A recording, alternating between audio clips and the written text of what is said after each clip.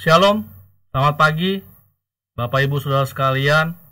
Kita kembali lagi di dalam renungan harian GSJ Asword pada tanggal 28 Desember 2020. Pada hari ini saya ingin membawakan sebuah topik dengan judul Counter Attack. Kalau di dalam istilah bola, counter attack itu adalah ketika kita bertahan, lalu musuh menyerang. Setelah kita mendapatkan bolanya, langsung kita menyerang kembali dengan sangat cepat dan mematikan, sehingga dapat menghasilkan sebuah gol. Tetapi saya tidak ingin membicarakan sepak bola. Yang saya mau membicarakan pada hari ini adalah mengenai counter attack iman kita. Mari sama-sama kita buka di dalam Nehemia yang keempat, ayat yang pertama sampai dengan ayat yang ketiga. Begini firman Tuhan. Ketika Sanballat mendengar bahwa kami sedang membangun kembali tembok, bangkitlah amarahnya. Dan ia sangat sakit hati. Ia mengolok-ngolok orang Yahudi. Dan berkata di hadapan saudara-saudaranya dan tentara Samaria, apa gerangan yang dilakukan orang-orang Yahudi yang lemah ini? Apakah mereka memperkokoh sesuatu? Apakah mereka hendak membawa persembahan? Apakah mereka akan selesai dalam sehari? Apakah mereka akan menghidupkan kembali batu-batu dari timbunan puing yang sudah terbakar habis seperti ini? Lalu berkatalah Tobia, orang Amon itu yang ada di dekatnya, sekalipun mereka membangun kembali, kalau seekor anjing hutan meloncat dan menyentuhnya, robohlah tembok batu mereka. Bapak Ibu Saudara sekalian, berapa banyak dari kita ketika kita hendak mau berubah dari seseorang yang berperilaku buruk menjadi seseorang yang berperilaku baik, maka banyak sekali serangan yang kita hadapi. Saya sering sekali mendengar banyak orang bilang, begitu tuh orang yang mau berubah. Begitu kelakuannya. Atau terkadang ketika ada orang yang bertobat, atau ada orang yang sedang memperbaiki hidupnya, maka yang kita lakukan adalah nyinyir. Saya pernah membawakan soal nyinyir, tapi bukan dalam renungan harian. Bapak Ibu Saudara sekalian, tahukah bahwa kita sebenarnya bukan sedang memperkuat teman seiman kita, tetapi sebenarnya kita sedang melemahkan mereka. Tetapi saya tidak mau membicarakan soal itu. Yang saya mau membicarakan adalah bagaimana ketika Anda sebagai seorang pribadi yang dilemahkan tersebut. Ini kejadian dialami oleh Nehemia. Mereka sedang membangun tembok kembali. Membangun tembok itu saya anggap seperti kita sedang membangun kembali hidup kita yang lama. Yang kotor, yang hancur, yang tidak berarti, menjadi sesuatu yang berarti. Tidak usah heran jika banyak orang yang menganggap Anda tidak mungkin bisa melakukannya. Jangan juga heran kalau banyak orang yang meragukan tekad Anda. Jangan juga heran kalau ada orang yang mencibir. Seperti tadi itu. Siapa namanya? Tobia, orang Amon itu.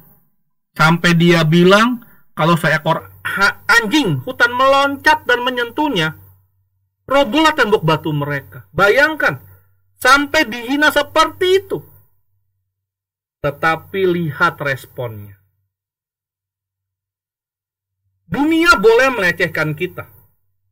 Teman, sahabat, bahkan keluarga sekalipun melecehkan Anda. Itu hal yang biasa. Jangan pikirkan soal itu. Tapi pandanglah apa yang menjadi tujuan Anda, yaitu berubah, kan? Itu yang mesti Anda kejar. Bapak Ibu Saudara sekalian, kalau saya hendak mendengarkan semua orang yang berbicara tentang saya, maka percayalah bahwa saya tidak akan pernah bisa berubah. Ketika orang berubah, itu pertama kali yang dilakukan adalah kuatkan hatinya. Dia mesti sadar bahwa hidupnya harus berubah. Saya tidak tahu titik terendah apa yang pernah Bapak Ibu Saudara alami. Tapi yang pasti kalau Anda dan saya pada hari ini yakin dengan diri Anda bahwa Anda harus berubah, maka saya mau katakan counter attack. Arti kata apa? Tidak ada yang bisa meredam keraguan mereka daripada ketika Anda yang berubah. Tunjukkan kepada mereka bahwa Anda sudah berubah. Walaupun perubahannya kecil.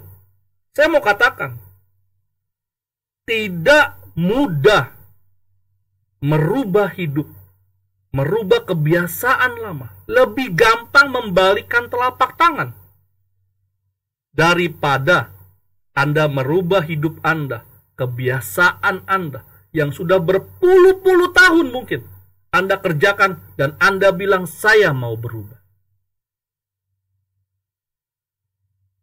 Saya pernah nonton film yang sangat terkenal. Judulnya Game of Thrones. Bapak Ibu Saudara, seperti Anda lihat di background saya sini, ini namanya The Wall, dinding. Itu menjaga supaya orang tidak masuk ke dalamnya. Dijaga oleh sebuah dinding yang sangat besar.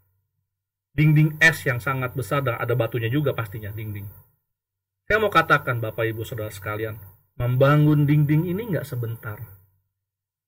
Dan kalau Anda merobohkan dinding itu, sesuatu yang sudah Anda kerjakan bertahun-tahun, berpuluh-puluh tahun, tapi Anda hancurkan dan Anda bangun kembali, saya mau katakan, apakah orang tidak mencibir Anda?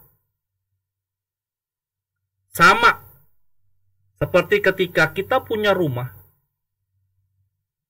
lalu Anda hancurkan rumah Anda, lalu Anda bangun kembali. Orang-orang yang melihatnya akan mengatakan bahwa Anda sinting, tidak waras. Kenapa? Rumah udah jadi, kenapa Anda hancurkan? Bapak Ibu Saudara sekalian, saya hanya membicarakan mengenai counter attack. Ketika Anda diserang, bertahan dan coba menyerang balik. Menyerang di sini bukan berarti Anda memukul orang atau Anda jangan. Saya mau katakan, serangan yang terbaik adalah dengan Anda berubah. Tunjukkan siapa Anda. Tunjukkan ada kasih Kristus di dalam diri Anda. Dan Anda menjadi orang yang berubah.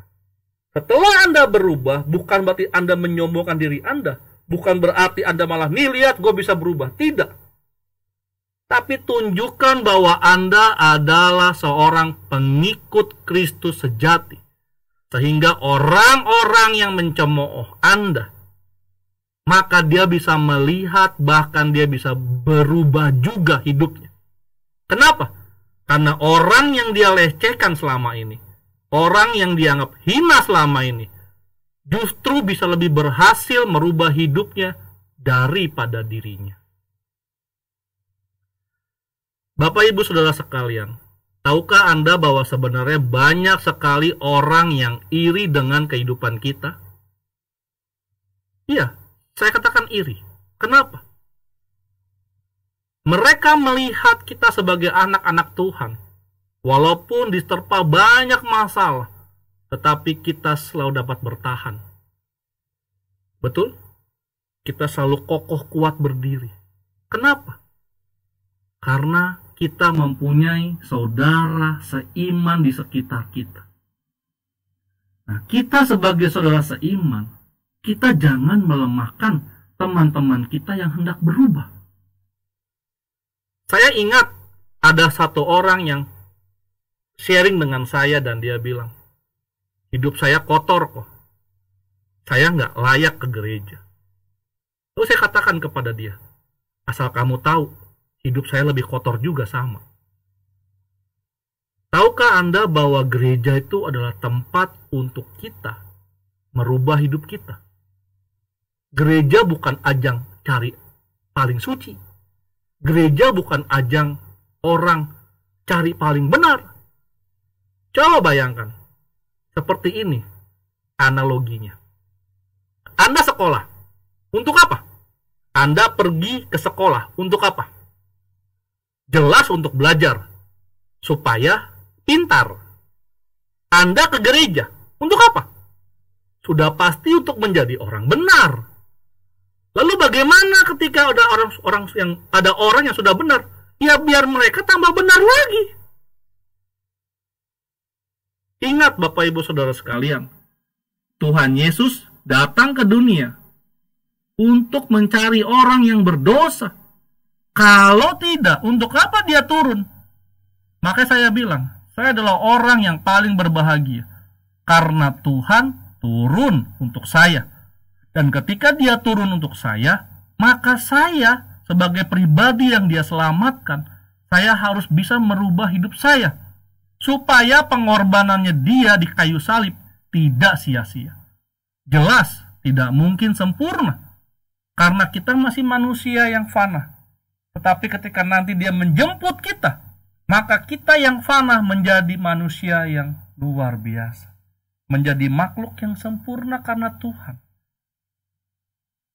Bapak Ibu Saudara sekalian, di sepak bola banyak sekali tim-tim yang menggunakan counter attack ini untuk mengalahkan tim-tim yang lebih hebat, karena mereka tahu mereka lemah.